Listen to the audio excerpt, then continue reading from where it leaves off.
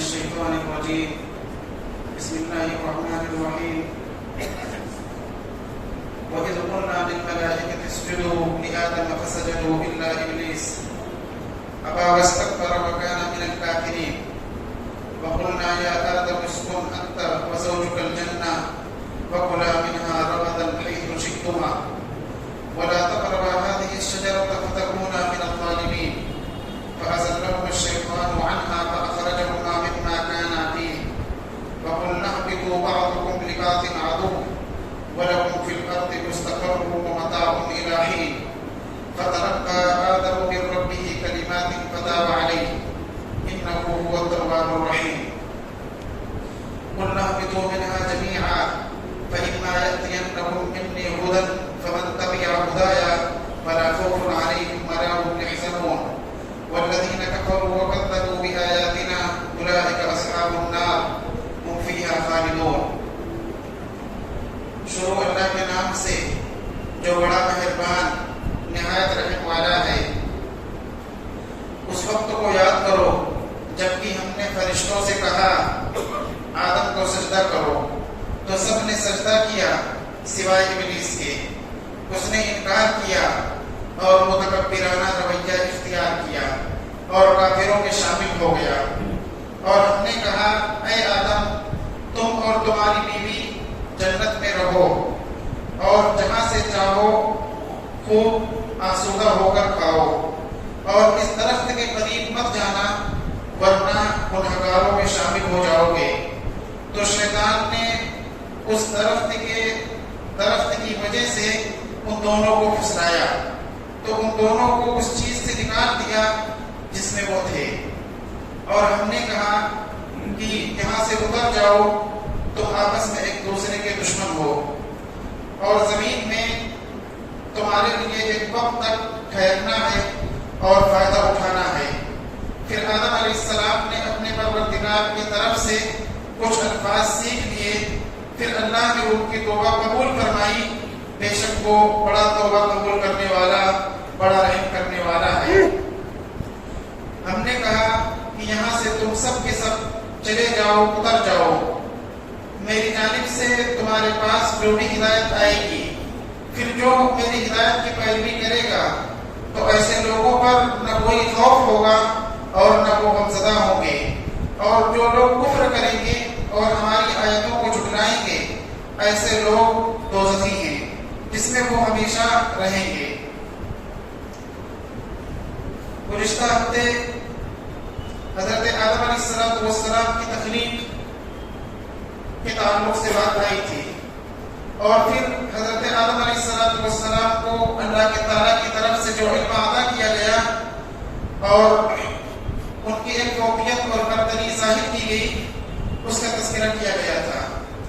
جب حضرت آدم علیہ السلام یعنی اس مخلوق انسان کی برتری اور فوقیت ظاہر ہو گئی تو پھر اللہ تعالیٰ نے سارے فرشتوں کو حکم دیا کہ وہ اس مخلوق کو سجدہ کریں جس کا تذکرہ ان آیات میں کیا گیا ہے. وَإِذْ قُلْنَا لِلْمَلَائِكَةِ اسْجُدُوا لِآدَمَ فَسَجَدُوا إِلَّا إِبْلِيسَ. اس وقت کو یاد کرو جب ہم نے فرشتوں سے کہا آدم کو سجدہ کرو تو سب نے سجدہ کیا سوائے ابلیس کے. اللہ رب العزت نے جو سجدے کا حکم دیا آدم علیہ السلام کے سامنے کرنے کا یہ سجدہ تعظیمی تھا. سجدہ تعظیمی تھا جو اس شریعت میں سلام اور مصافحہ کے درجے میں تھا اور اس شریعت میں سجدہ تعظیمی حرام ہے. سجدے کی دو قسمیں ہیں. ایک سجدہ عبادت ہے جو ہم اور آپ نماز وغیرہ میں کرتے ہیں اور ایک سجدہ تعظیمی ہے کسی کے سامنے تعظیمت جھک جانا جو سلام اور مصافحہ کے درجے میں ہو. یہ پہلی شریعتوں میں جائز تھا جیسے حضرت یوسف علیہ السلام کی شریعت میں بھی سجدہ تعظیمی کے تعلق سے ذکر کیا گیا ہے. وَخَرُّوا لَهُ سُجَّدًا. سب بھائی جو آئے تھے مصر کے اندر سب نے سجدہ کیا. یہاں پر سجدہ عبادت مراد نہیں ہے بلکہ سجدہ تعظیمی مراد ہے. تو سجدہ تعظیمی پہلی شریعتوں میں جائز تھا لیکن اس شریعت میں سجدہ تعظیمی کو حرام قرار دیا گیا اور سجدہ عبادت کسی بھی شریعت میں جائز نہیں تھا. سجدہ عبادت صرف اللہ تعالیٰ کے ساتھ خاص ہے، اور اللہ کے علاوہ کسی کے ساتھ بھی سجدہ عبادت کرنا یہ شرک ہے۔ تو پہلی شریعتوں میں سجدہ تعظیمی جائز تھا، جس سجدہ تعظیمی کی طرف اس آیت میں اشارہ کیا گیا ہے۔ اللہ تعالیٰ نے آدم علیہ السلام کے سامنے جو فرشتوں کو سجدہ کرنے کے لیے کہا، جن میں ابلیس بھی شامل تھا، یہ سجدہ تعظیمی کرنے کے لیے کہا۔ مفتی شفیع عثمانی صاحب نے لکھا ہے کہ سجدہ تعظیمی پہلی شریعتوں میں جائز تھا، لیکن اس شریعت میں جو سجدہ تعظیمی حرام کیا گیا، یہ اصلاً اس امت کو شرک کے شائبے سے بھی پاک رکھنا تھا، شرک کے شائبے سے بھی پاک رکھنا تھا کہ شرک کا ادنا بھی شائبہ نہ ہو، اس لیے سجدہ تعظیمی کو بھی حرام قرار دے دیا۔ تو حضرت آدم علیہ السلام کے سامنے فرشتوں نے جو سجدہ کیا وہ سجدہ تعظیمی تھا۔ اللہ کے نبی صلی اللہ علیہ وسلم نے فرمایا، اگر میں کسی کو حکم دیتا کہ وہ کسی کو سجدہ کرے تو میں بیوی کو حکم دیتا کہ وہ شوہر کو سجدہ کرے۔ تو پتہ چلا کہ اس شریعت میں سجدہ تعظیمی حرام ہے۔ اس حدیث کے اندر سجدہ عبادت کی بات نہیں ہے، کیونکہ سجدہ عبادت تو ساری شریعتوں میں حرام رہا، سجدہ عبادت صرف اللہ تعالیٰ کے ساتھ خاص ہے۔ تو حدیث پاک میں جس سجدے کی طرف اشارہ ہے وہ اصلاً سجدہ تعظیمی ہے، جو سلام اور مصافحہ کے درجے میں تھا، جیسے ہم اور آپ مصافحہ اور سلام کرتے ہیں۔ تو اللہ کے نبی صلی اللہ علیہ وسلم کے ارشاد فرمانے کا مطلب یہ ہے کہ اس شریعت میں سجدہ تعظیمی بھی حرام ہے۔ اگر کسی کو میں حکم دیتا کہ وہ کسی کو سجدہ کرے تو بیوی کو حکم دیتا کہ شوہر کو سجدہ کرے۔ اس روایت کے نقل کرنے والے 20 صحابہ کرام ہیں، اور کسی بھی روایت کے نقل کرنے والے جب تقریباً 10 صحابہ ہو جائیں تو وہ حدیث متواتر ہو جاتی ہے، اور اس حدیث کی روایت کرنے والے تو 20 صحابہ ہیں۔ تو اس لیے یہ حدیث انتہائی صحیح اور درست ہے اور متواتر حدیث ہے۔ تو سجدہ تعظیمی کی طرف اس میں اشارہ کیا گیا ہے۔ ابلیس نے سجدہ نہیں کیا۔ قرآن کریم کی دوسری آیتوں میں اشارہ کیا گیا کہ ابلیس نے کہا، خلقتنی من نار وخلقتہ من طین، تو نے مجھے آگ سے پیدا کیا اور آدم کو مٹی سے پیدا کیا، اس لیے میں اس کے سامنے سجدہ نہیں کر سکتا۔ اللہ تعالیٰ نے پوچھا، ما منعک الا تسجد اذ امرتک، تو نے سجدہ کیوں نہیں کیا جبکہ میں نے تجھے حکم دیا؟ تو اس نے کہا، آپ نے مجھے آگ سے پیدا کیا اور آدم کو مٹی سے پیدا کیا۔ اس نے عقلی طور پر ایک چیز دوڑائی اور اس نے یہ سوچا کہ آگ کے اندر کام ہے بلند ہونا اور اوپر کو اٹھنا، اور مٹی پیروں طرح کھودی جاتی ہے، تو آگ بلند ہے اور مٹی پست ہے، اور بلند چیز پست کے سامنے سجدہ کرے، یہ چیز سمجھ میں نہیں آتی، اور اس کے دل میں پہلے ہی سے حسد پیدا ہو گیا۔ تو ابلیس نے سجدہ نہیں کیا، اور سجدہ نہ کرنے کی وجہ سے وہ کافر ہو گیا، کیونکہ اللہ تعالیٰ کے ایک حکم کا اس نے انکار کیا، اور اللہ تعالیٰ کے کسی حکم کا کوئی انکار کر دے تو وہ کافر ہو جاتا ہے۔ قرآن کریم کی اسی آیت سے استدلال کیا گیا ہے کہ اگر کوئی شخص سارے احکامات کو مانتا ہو لیکن اللہ تعالیٰ کے کسی حکم کے تعلق سے یہ کہہ دے کہ میں اللہ کے اس حکم کو نہیں مانتا ہوں، باقی سارے احکام کو مانتا ہوں، تو وہ کافر ہو جائے گا۔ ابلیس نے ایک سجدے کا انکار کیا تھا، ایک سجدے کا انکار کیا، اور قرآن کریم نے کہا، ابا واستکبر وکان من الکافرین، اس نے انکار کیا اور تکبر اختیار کیا، یعنی اس نے اپنے آپ کو بڑا گردانا اور تکبر میں آ گیا، اور پھر وہ کافروں میں سے ہو گیا، وکان من الکافرین، اور وہ کافروں میں سے ہو گیا۔ تو اس سے یہ پتہ چلتا ہے کہ اللہ تعالیٰ کے کسی حکم کا انکار کرنا یہ کفر تک پہنچا دیتا ہے۔ جیسے ابلیس نے بہت عبادتیں کی، اس کو کافی علم تھا اور عارف باللہ بھی تھا، لیکن جب اس نے اللہ کے حکم کا انکار تکبر کی وجہ سے کیا تو پھر وہ رابطۂ درگاہ ہوا۔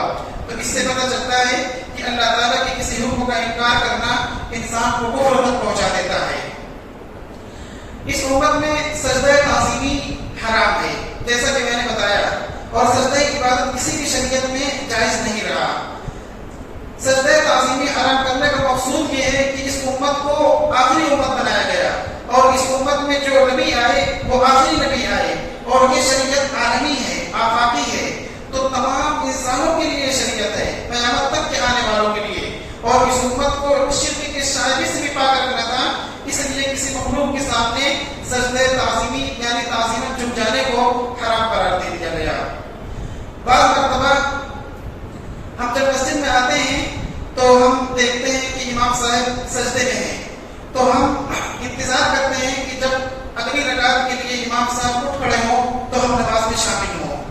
آپ ذرا سوچئے کہ اگر جو ہم انکار نہیں کرتے سجدے کا، لیکن عملاً اس سجدے کو ہم نہیں کرتے، اور ایک سجدے کا انکار ابلیس نے کیا تھا اور پھر وہ اللہ تعالیٰ کے یہاں مردود قرار پایا، ایک سجدہ جس کو ہم معمولی سمجھتے ہیں، ہم یہ سوچتے ہیں کہ جب امام صاحب اگلی رکعت کے لیے کھڑے ہوں گے تو ہم نماز میں شامل ہوں گے، ہم کو فوراً اس میں شامل ہو جانا چاہیے، اگرچہ ہمارے دل میں اس سجدے کے تعلق سے عبارت نہیں ہوتی، لیکن ہم نماز میں سوچتے ہیں کہ اگلی رکعت سے شامل ہوں گے، اسی وقت امام کے ساتھ نماز میں شامل ہو جانا چاہیے، کیونکہ معلوم نہیں کہ اس سجدے کے اندر جو اخلاص ہو وہ اور سجدوں کے اندر نہ ہو، اور ایک سجدے کو اگر اللہ نے قبول کر لیا تو بس نجات کے لیے کافی ہے۔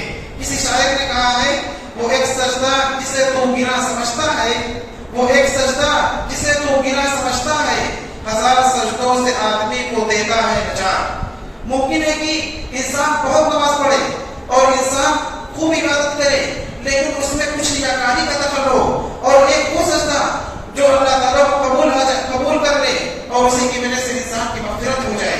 اس لیے ہمیں معمولی سے معمولی نیکی کو بھی کمتر نہیں سمجھنا چاہیے، کیونکہ اس کا بدلہ اللہ تعالیٰ کے یہاں بہت بڑا ہے، جس کی طرف اس آیت میں اشارہ کیا گیا ہے۔ اس کے بعد فرمایا وَقُلْنَا يَا آدَمُ اسْكُنْ أَنْتَ وَزَوْجُكَ الْجَنَّةَ۔ اب حضرت آدم علیہ السلام کے سامنے فرشتوں نے سجدہ کیا اور ابلیس نے سجدہ نہیں کیا، ابلیس کو اللہ تعالیٰ نے دھتکار کر بھگا دیا۔ اس کے بعد حضرت آدم سے کہا وَيَا آدَمُ اسْكُنْ أَنْتَ وَزَوْجُكَ الْجَنَّةَ، اے آدم تم اور تمہاری بیوی جنت میں رہو۔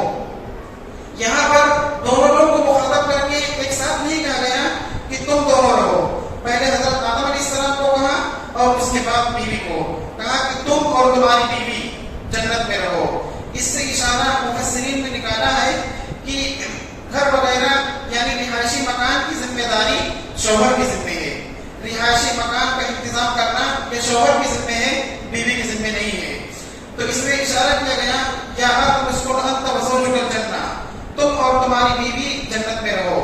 حضرت آدم علیہ السلام جنت میں اکیلے تھے، جنت میں حضرت آدم علیہ السلام تھے اور ایک مرتبہ سو رہے تھے، تو آدم علیہ السلام کی بائیں پسلی سے حضرت حوا کو پیدا کیا۔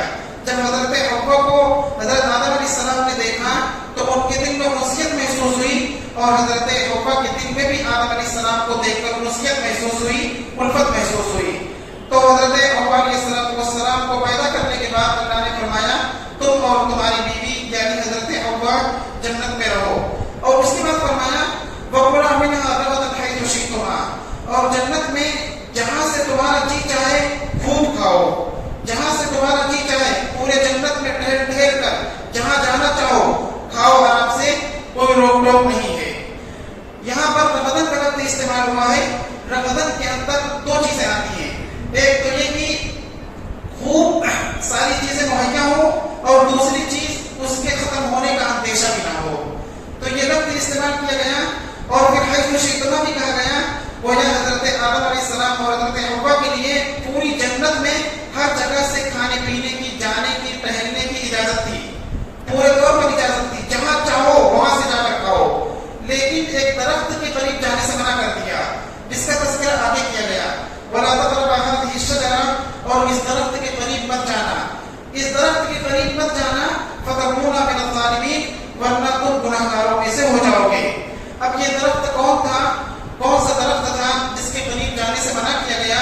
مفتی تقی عثمانی صاحب نے کہا ہے کہ بعض روایات میں آتا ہے کہ یہ درخت گیہوں گندم کا درخت تھا، بعض روایات میں ہے کہ انگور کا درخت تھا، اور امام قرطبی نے کہ حوالے سے نقل کیا گیا ہے کہ بعض میں انجیر کا بھی تذکرہ آتا ہے جس کے قریب جانے سے منع کیا گیا تھا، لیکن امام قرطبی رحمۃ اللہ علیہ نے بھی کہا ہے اور مفتی تقی عثمانی صاحب نے بھی کہا ہے کہ اس سلسلے میں کوئی صحیح روایت نہیں ہے، کوئی مستند روایت نہیں ہے کہ کون سا درخت تھا جس کے قریب حضرت آدم علیہ السلام کو جانے سے منع کیا گیا تھا، اور اس کے جاننے کی بھی کوئی خاص ضرورت نہیں ہے، بس ایک درخت کے قریب اللہ تعالیٰ نے جانے سے منع کر دیا تھا اور کہا تھا اس درخت کے قریب مت جاؤ، باقی پوری جنت میں جہاں سے چاہو تم کھا سکتے ہو۔ اب شیطان جو حضرت آدم علیہ السلام کا دشمن تھا، وہ آیا اور اس کے بعد پھر حضرت آدم علیہ السلام کو بہکایا. حضرت آدم اور حضرت حوا دونوں کو اس نے بہکانے کی کوشش کی.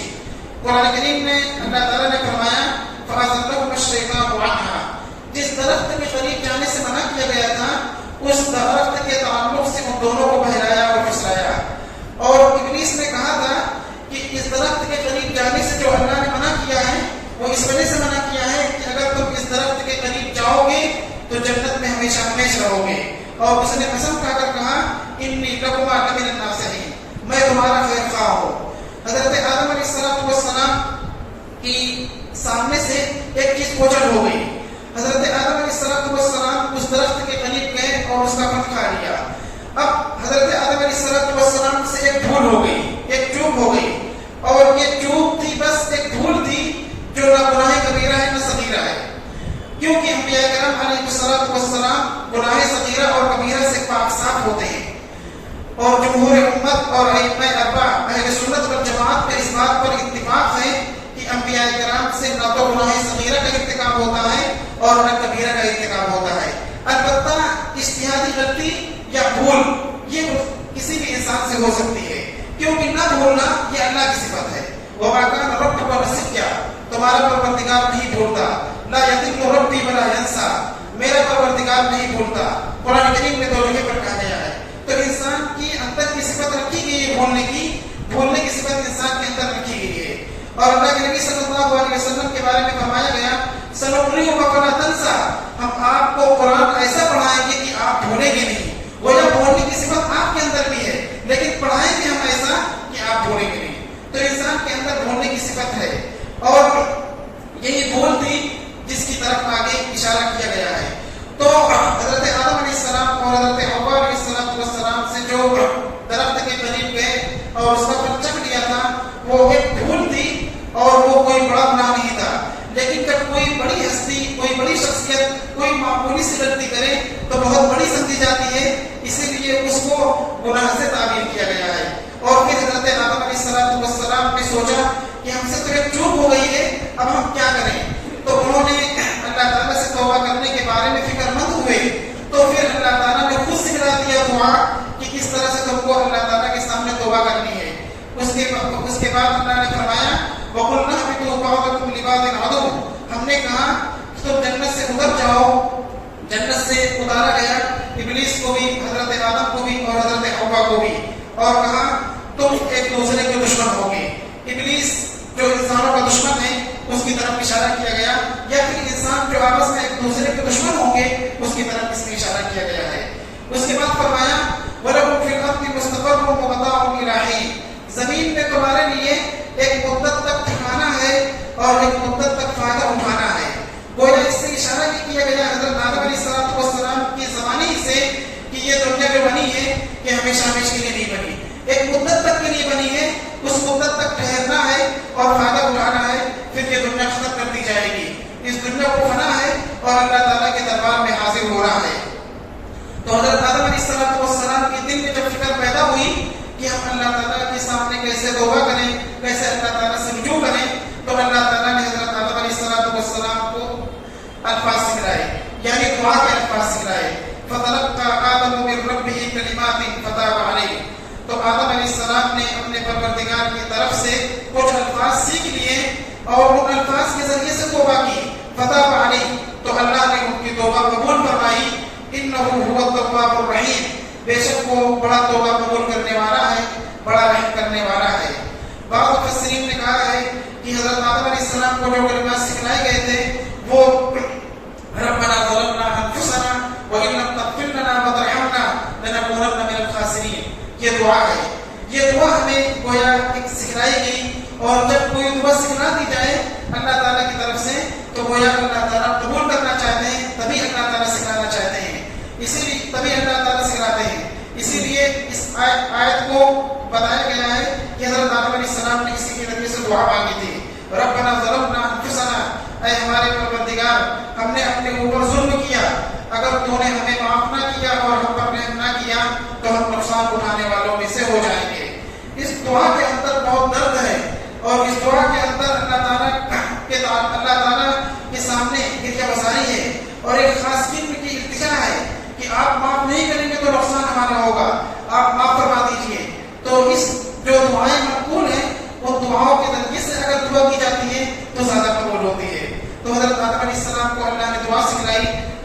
اللہ تعالیٰ نے دعا قبول فرمائی اور حضرت آدم و حوا کو پھر اس روئے زمین پر بھیجا.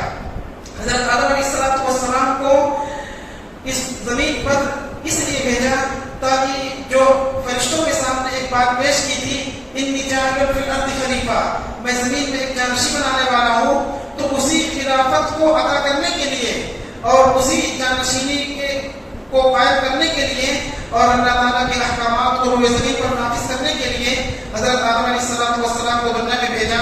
اور دنیا میں بھیجنے کی ایک شکل یہ بنی کہ درخت کے قریب گئے اور لڑتی ہوئی ایک چوب ہوئی اور پھر اللہ تعالیٰ نے دنیا میں بھیجا.